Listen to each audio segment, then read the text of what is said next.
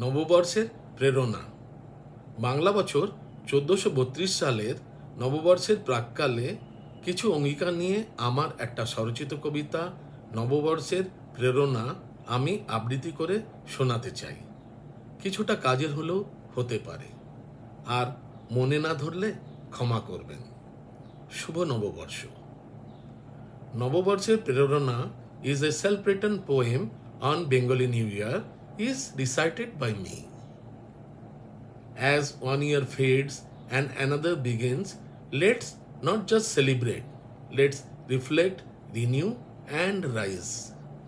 On the first day of this Bengali New Year 1432, let's take a determination that we dedicate our best effort for the construction and developments of our society and hand it over to the new budding and upcoming leaves.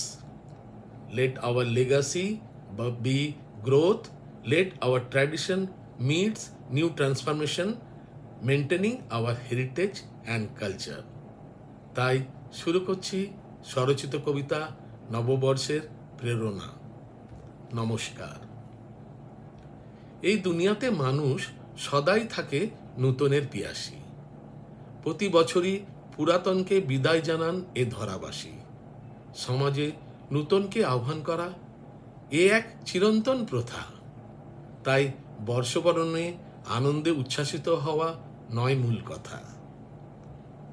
তবে কি পুরনো ঐতিহ্যকে ভুলে যাবে মানুষ? না, নববর্ষে জাগুক নূতন করে এগোবার হুঁশ। জন্মিলে মরিতে হবে অমর কে কথা কবে। যদি তাই সত্যি, সঁপে দাও নিজের শ্রেষ্ঠতম প্রাপ্তি দুনিয়াকে। ঝরা পাতা ঝড়কে ডাকে, কচি কাঁচা পাতার সন্ধানে। নিবৃত্তিকালেও নবপ্রজন্মকে এগিয়ে দেয় সসম্মানে।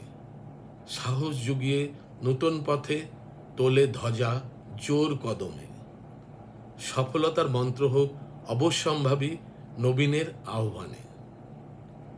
ছেড়ে দাও, মনে রেখো না কোনো কিছুর লোভ ক্ষোভ। প্রতি নববর্ষে প্রেরণাই হোক নব গঠনমূলক বিপ্লব।